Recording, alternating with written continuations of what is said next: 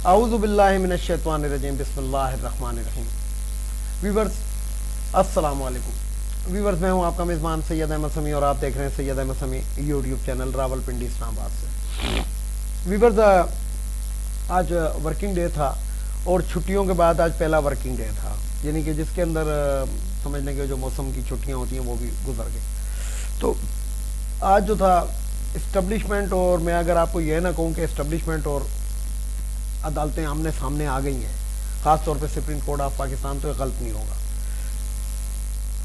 उसकी वजह यह है कि कल एक मीडिया के ऊपर कल से, यानी कि एक होता है वो डीप पॉकेट्स जिनको कहते हैं, लिफाफा सहाफ़ी उर्फ़ आम में उर्दू के अंदर कहते हैं, लाइट माइंडेड भी कहते हैं, और ऐसे लोग जो मीडिया के ऊपर आके बैठे हुए हैं और मतलब उनको मजबूर किया जाता है कि आपने ये वाला सवाल करना है, ये वाली बात नहीं करनी है, ये तो बिल्कुल पूछना ही नहीं है और इस तरह करना है। और यानी कि ये दरपर्दा कौन करवा रहा है? ये दरपर्दा वही करवा रहे हैं कि जो इस मुरासला सरकार को लेकर आए थे, और वही करवा रहे हैं कि जो इनको गाहे बगाए ऑक्सीजन प्रोवाइड करते रहते हैं। कभी ताजरों के वक्त से खिताब करते हुए कह देते हैं कि जनाब इंशाल्लाह आने वाले दिन बहुत अच्छे होंगे और फलाना होगा। मतलब वो कौन होंगे वो आप समझ सकते हैं। ज़रा सी सख्ती मुझ पर भी है तो बहरहाल, लेकिन मैं इस चीज़ से नहीं कतरा रहा कहने से कि उनका ताल्लुक बराह रास्त रावलपिंडी से, और ये वही लोग होंगे जो बाजवा की बाक़ियात हैं। और बाजवा की बाक़ियात कौन है? जो उनकी सीट के ऊपर आके बैठे हैं। तो बात यह है कि हाफिज़ साहब जो हैं उनकी कोशिश है कि किसी तरीके से ये बेंच टूट जाए।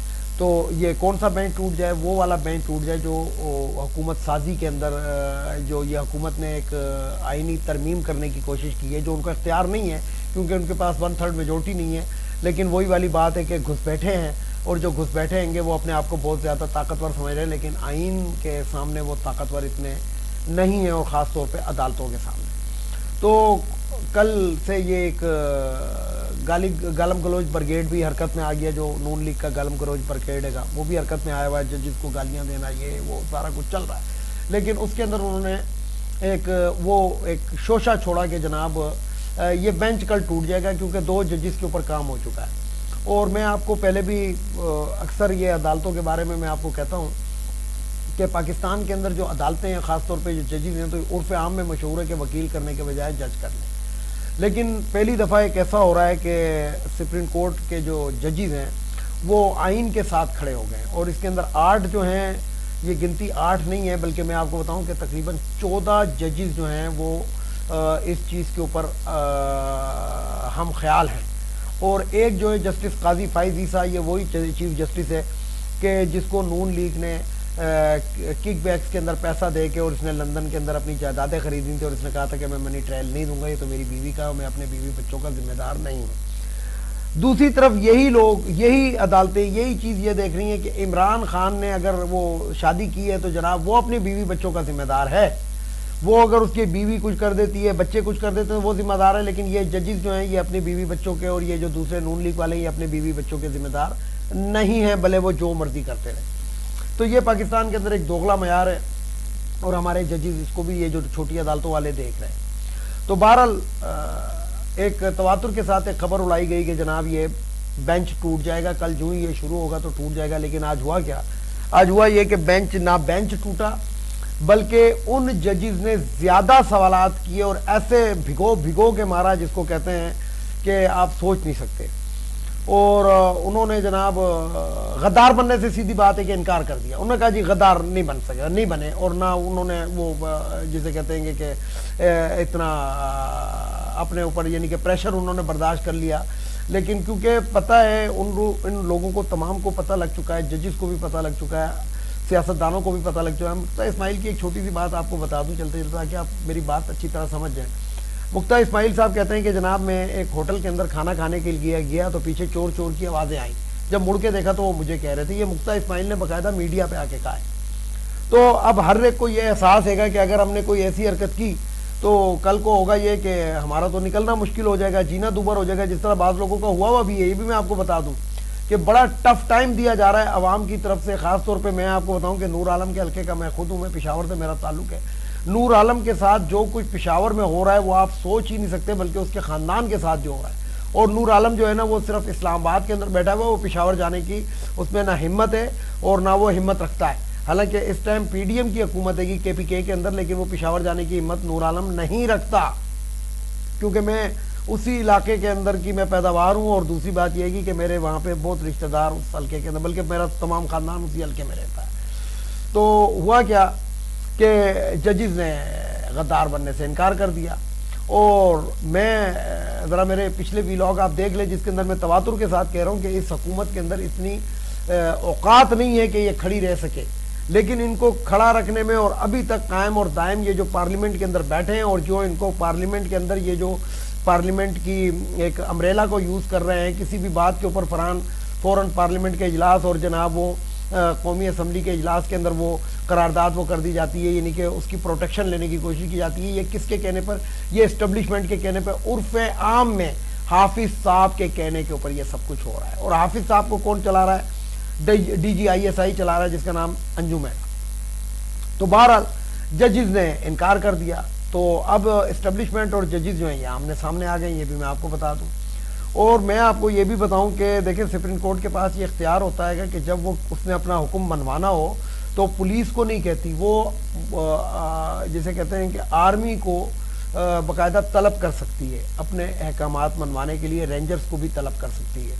लेकिन बात फिर वो यहाँ पे आ जाती है कि जो आर्मी का सरबराह है वो अगर उनके अहकामात को जिसे कहते हैं कि ना वो करे तो बात कहाँ से बिगड़ जाएगी। लेकिन अब मैं आपको बताऊं कि अब गेम इनके हाथ से भी निकल चुका है।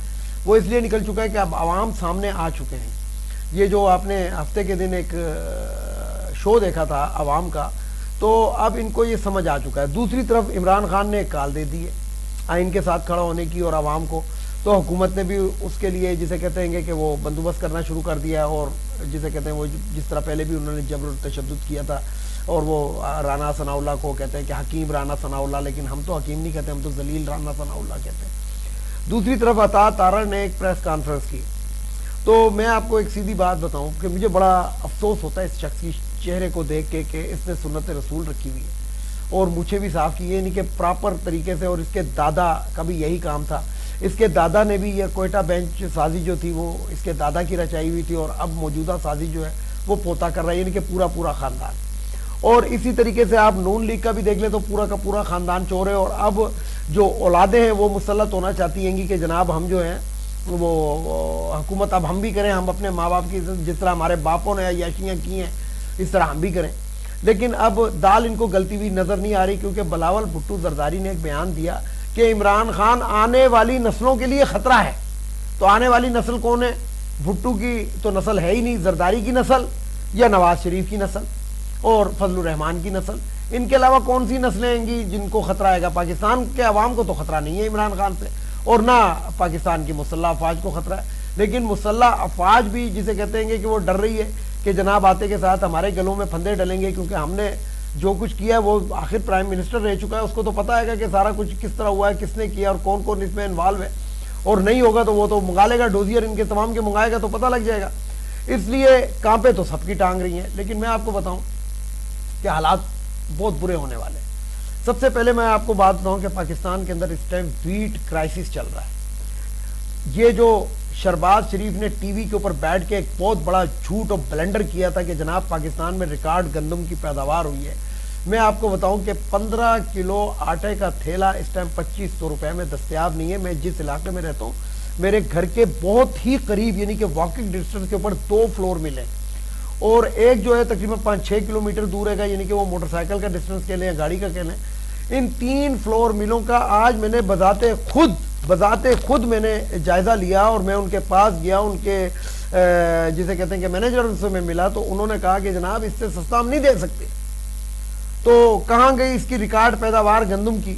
अगर गंदम रिकॉर्ड पैदावार हुई है तो फिर तो गंदम की इमदादी कीमत गिर जानी चाहिए थी, लेकिन ये 5000 रुपए के अंदर इस टाइम 1 मन गंदम दस्तयाब नहीं है। ये मैं आपको अपने इलाके की रिपोर्ट दे रहा हूं कि जहां पे बहुत ज्यादा यानी कि जिसे कहते हैं कि ना सैलाब आया ना कुछ आया, और गंदम जो है वो वाफर मिकदार के अंदर यहाँ पे पैदा हुई है। लेकिन दूसरी तरफ मैं आपको बताऊं कि पाकिस्तान के अंदर जो सैलाब आया था उसमें से बकौल हुकूमत के शहबाज शरीफ के और वजीर इत्तलात वो जो डड्डू चार्जर है उसके कि 70% फसलें पानी में बह गई हैं, तो फिर रिकॉर्ड पैदावार कैसे होगी। तो पाकिस्तान के अंदर इस टाइम व्हीट क्राइसिस आने वाला है। और ये मैं आपको बताता हूँ कि ये जो इन्होंने बयान दिया है ना, ये सिर्फ इसलिए दिया है कि जो आने वाली हुकूमत है, जब उसके दौर के अंदर गंदम का बहरान आएगा तो हम कहेंगे कि ये देखें जी, हमने तो कहा था ये वो, मतलब ये सिर्फ अपने आने वाले दिन को कैश करने के लिए इन्होंने बयान दिया है। तो बहरहाल देखें कि क्या होता है। पाकिस्तान इस टाइम साजिशों में गिरा हुआ है, और साजिशों का जो मंबा है वो इस्लामाबाद का वजीर आजम हाउस है, और उसका जो डायरेक्ट हॉटलाइन के ऊपर रब्ता है वो हाफिज साहब से। ये दो किरदार इस पर पाकिस्तान के अंदर बहुत ही शर्मनाक किस्म का किरदार अदा कर रहे हैं, जो आवाम की पल्स को नहीं समझ रहे। और इनके गिर्द जो एक गोल बना हुआ है, वो ऐसा गोल बना हुआ है ऐसे मकरू चेहरों का, जिसमें अता तारड़ से लेके राना सनाउल्लाह, ये और मरियम औरंगजेब और ये जितने भी लोग होंगे। तो बहरहाल पाकिस्तान को अल्लाह ताला शर से महफूज रखे और इन लोगों के शर से महफूज रखे। लेकिन आने वाले में आपको दिनों में बताऊं कि कप्तान का रास्ता ये नहीं रोक सकते, और कप्तान से ये बहुत बुरी शिकस्त खाने वाले। वीडियो को लाइक करें, शेयर करें, सब्सक्राइब करें, बेल आइकन के बटन को जरूर दबाएं ताकि मेरी नेक्स्ट वीडियो आपको मिल सके। इजाजत चाहता हूं तमाम देखने सुनने वालों को। अल्लाह हाफिज। पाकिस्तान जिंदाबाद।